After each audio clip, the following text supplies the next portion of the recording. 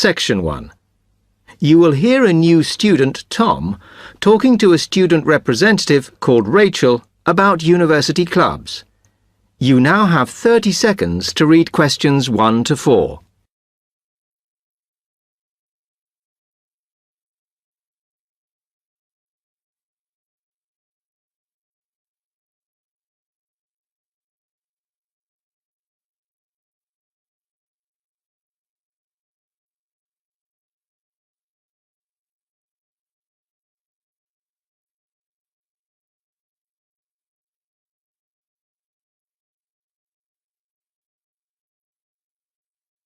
Hi, welcome to Freshers Week.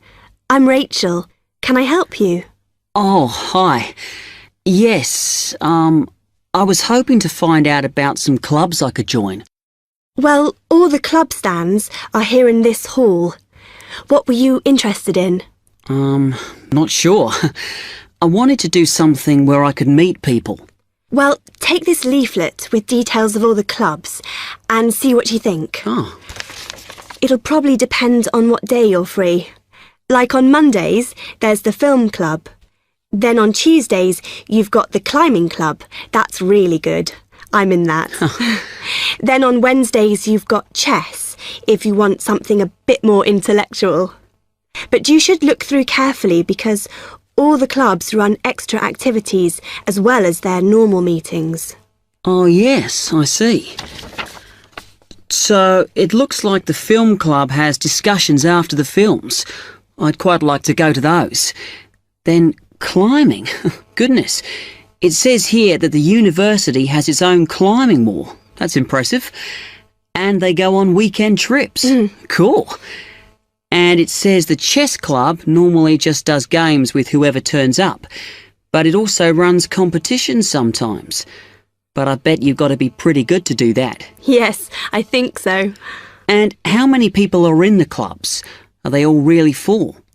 Well, obviously they're all different. So, for example, the film club has just increased its membership from 85 to 125. But I think they're hoping to extend it to 150. The climbing club's quite small, 40 people. And the chess club is fairly healthy at 55. Right. OK. So who do I see if I want to join these clubs? Well, if you go round the stands and speak to the people there, for the film club, that's the events organiser. For climbing, you'll need the club secretary. And the chess club is organised by one of the maths tutors. OK? Yep. I think I'll start with the climbing club. It sounds good. Oh, well, as I said, I'm in that, so I might be able to help you a bit. You now have 30 seconds to read questions 5 to 10.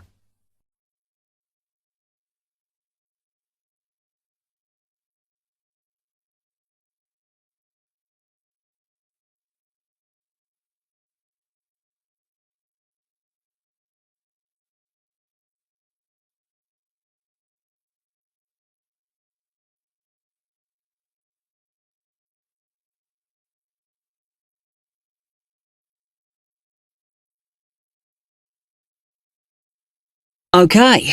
It says in the leaflet that they get together twice a month. Is that right? Yes. Oh, you must join. It's really good fun. We go away quite a bit to North Wales. And every year we have a special excursion, usually to France, which is where we're going this year in the spring. The weather's too unpredictable in the autumn. Wow, that sounds good.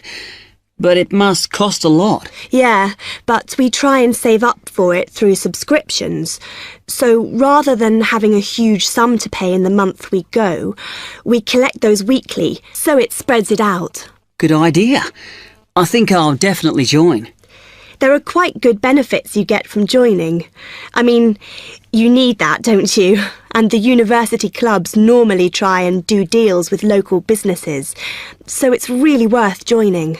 Like in the climbing club, they've got a special arrangement with one of the shops in town. So if you show your card, you can get money off equipment.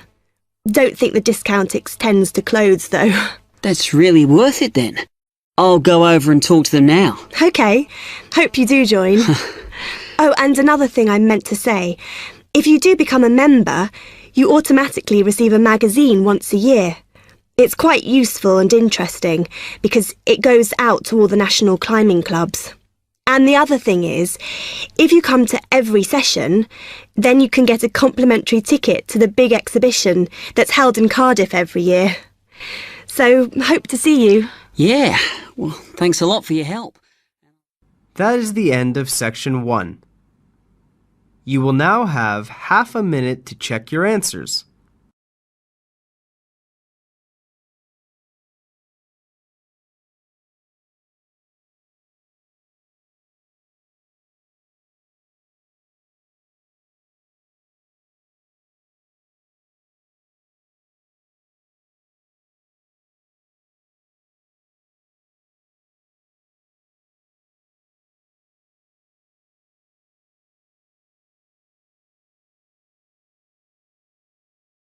Section 2. You will hear an accommodation officer telling students about different halls of residence. You now have 30 seconds to read questions 11 to 15.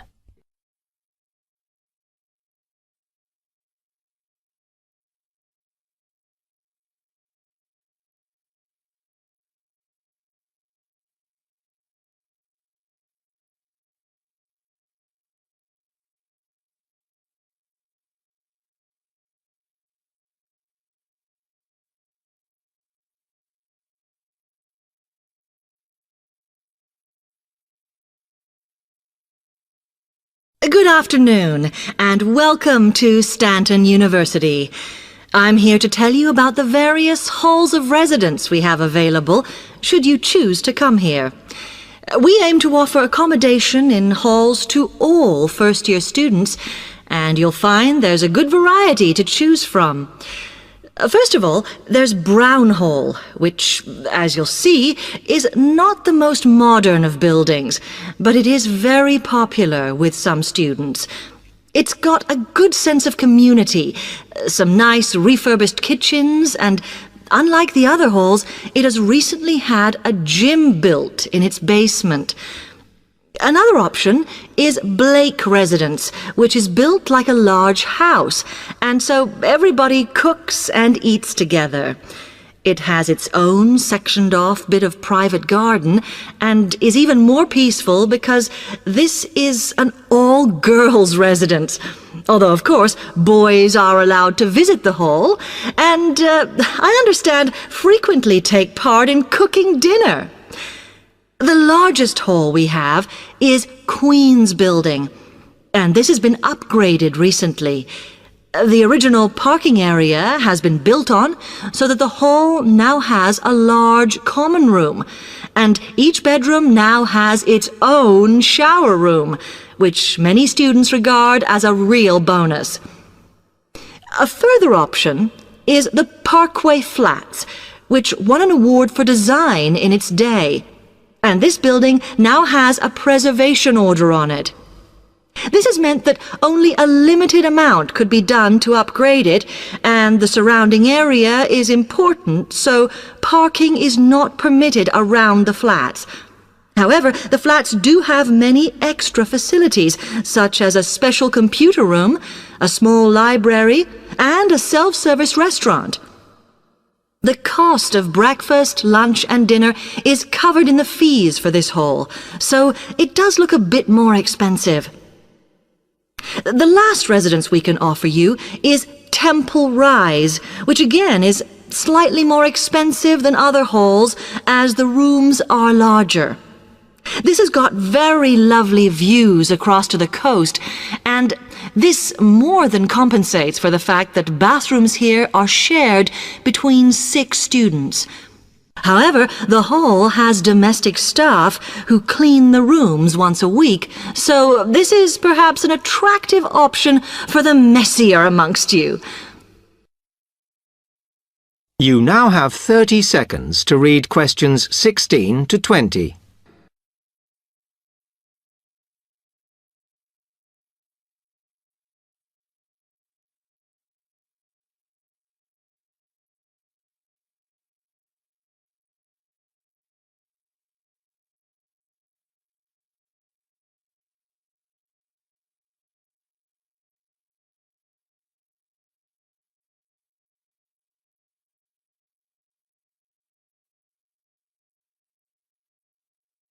Now, if I can just show on this wall map here where they all are, you might like to go and have a look round. If you come into the main university entrance, at the first junction, you'll find that Brown Hall is on the corner opposite the theatre. So you're nice and near the station here, though I think it can get a bit noisy with traffic. The same applies to Blake Residence, which is directly facing the junction to the university entrance. These halls are often used by medical students and such like, as they're out all day, so don't notice the noise.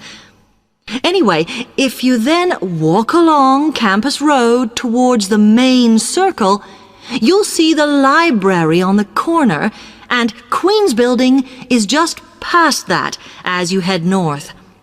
You will find that it is quieter here, and you may get fewer visitors. By the way, the circle is quite a feature of the campus, as it's set into the hills and has a brand new sports center in the middle. It's worth going to look around it. Now, the Parkway Flats are on the opposite corner to the library, facing the circle, as you head towards the main buildings. The main buildings are only about a 5-minute walk from here, and places in these halls go quickly, so my advice is to reserve your place as soon as possible.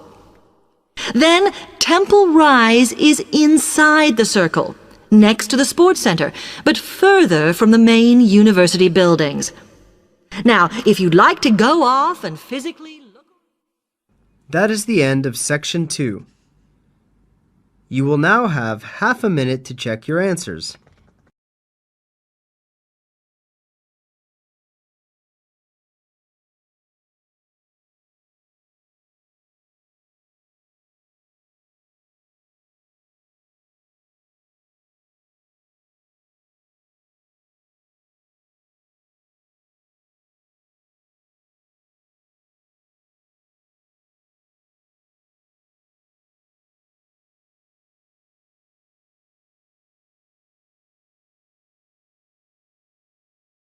Section 3.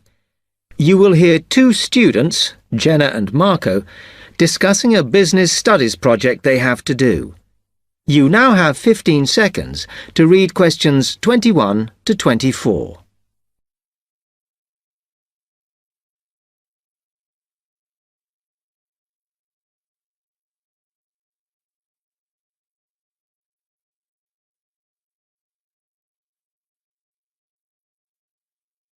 Come on, Marco.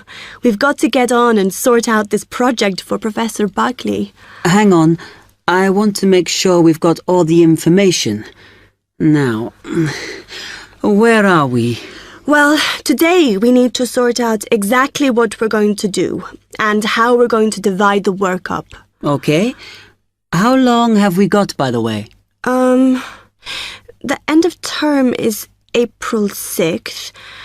And he said to hand it in on week 8, so that's March 25th at the latest, because the beginning of that week is the 21st, so not long. Right. Have you got the notes there? Yes. He wants us to do a fairly small-scale study, like the last one, on whether or not businesses were offering more benefits to staff. And we've now got to look at the rise in older workers. It should be fairly straightforward. Yeah, as long as we keep it small. Who's marking it? I don't know. Sometimes he gets the PhD students to mark it for him. Oh, actually, it just says here, a senior lecturer. I suppose it's too much for Professor Barkley to do them all. Yeah. Anyway, how are we going to go about this? Well, we have to decide how big we want it to be and who... Yeah, but I think we must sort out a timetable for the project. Otherwise, nothing will get done. Okay. Do you want to do that? All right. I'll do it as soon as we finish here. You now have 15 seconds to read questions 25 to 27.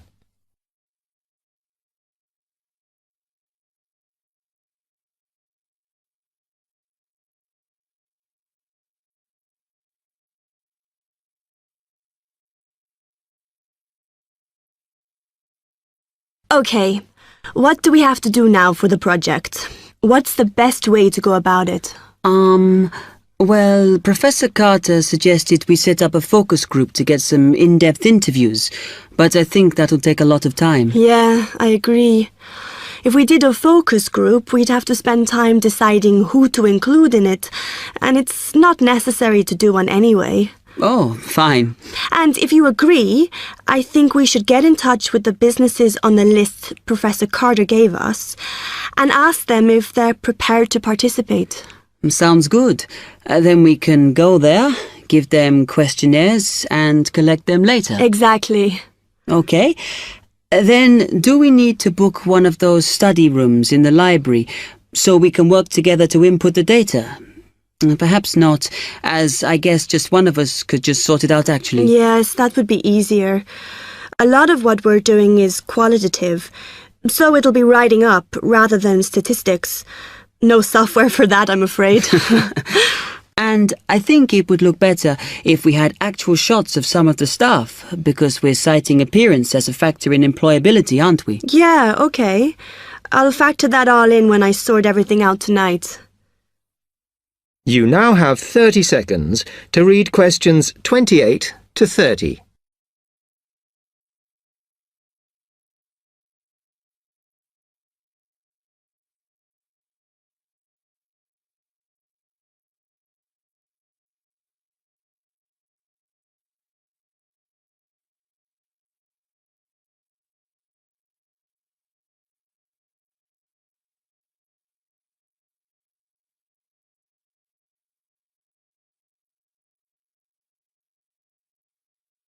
I'm glad we decided to work together. I think it's going to work out well. Yes, well, given that we had to work in pairs on this project, I think we were right to choose each other. We complement each other academically, as we're each good at what the other isn't. In fact, we should have tried working together before. Yes.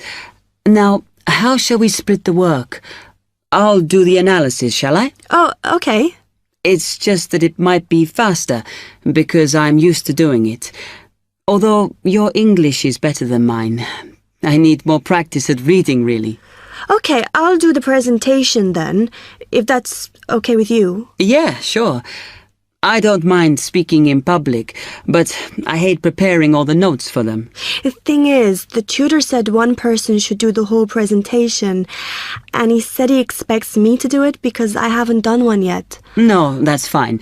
Now, let's see. That is the end of section 3. You will now have half a minute to check your answers.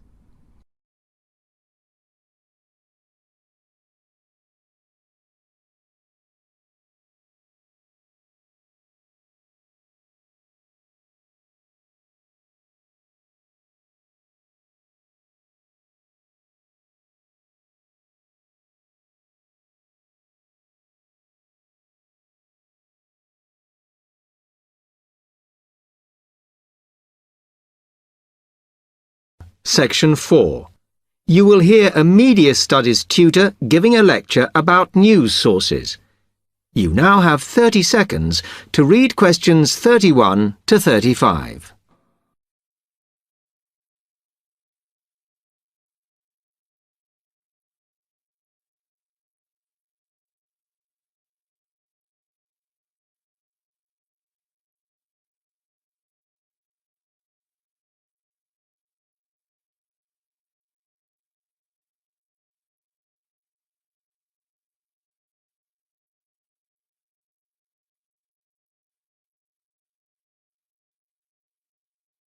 Okay, now many of you will have heard about the predicted death of newspapers, as people increasingly access the TV and the internet for their news.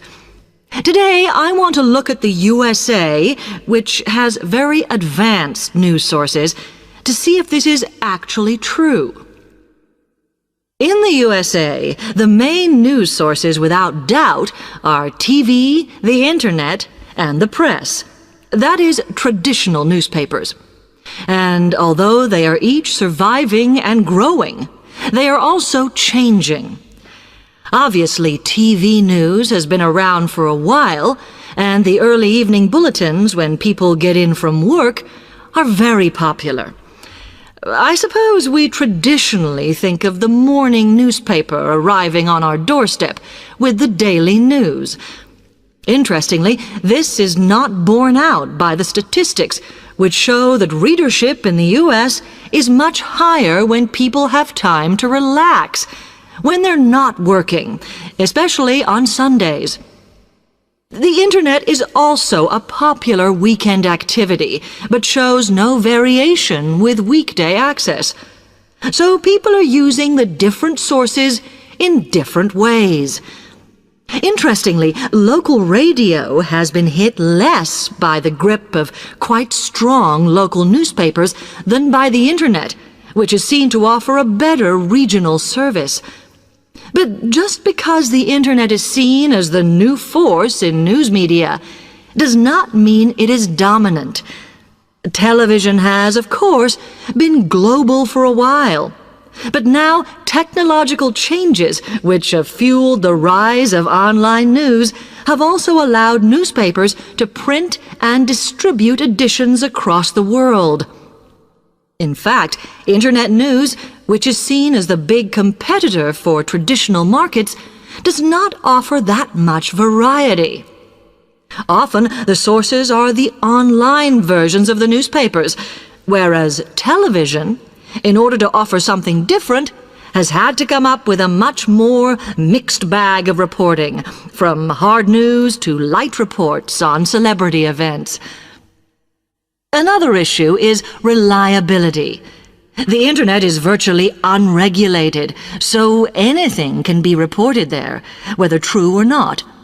Journalists on newspapers have fought a long, hard battle to fight intervention and to retain the freedom of the press.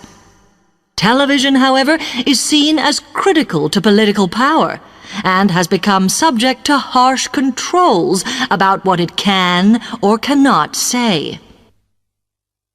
You now have 30 seconds to read questions 36 to 40.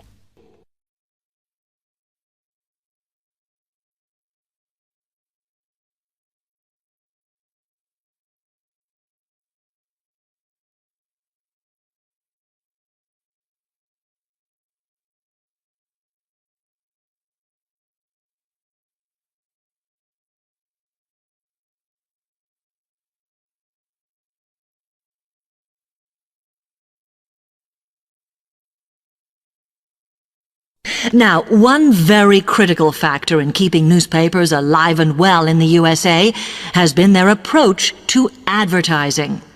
Obviously, newspapers are heavily dependent on advertising revenue, and they have become more and more imaginative in what they offer, in order to make sure that advertisers use them and not other news sources.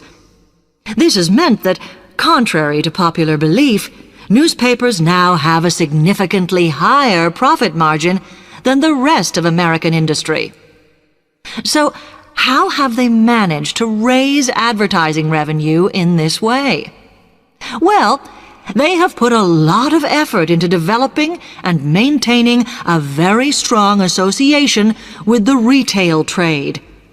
And they've come up with a winner. A critical tool in their sales plan has been suggesting that the adverts they run can have vouchers. This has been enormously effective because they have found that not only do more people buy the paper to get the discounts, but also that this inevitably means much higher sales for the clients who advertised. As well as doing this, the newspapers have also introduced aggressive sales campaigns over the last few years. This has resulted in a significant and continuing rise in the number of advertisers prepared to pay the extra for full-page ads. So, what I would like to move on to... That is the end of section 4. You will now have half a minute to check your answers.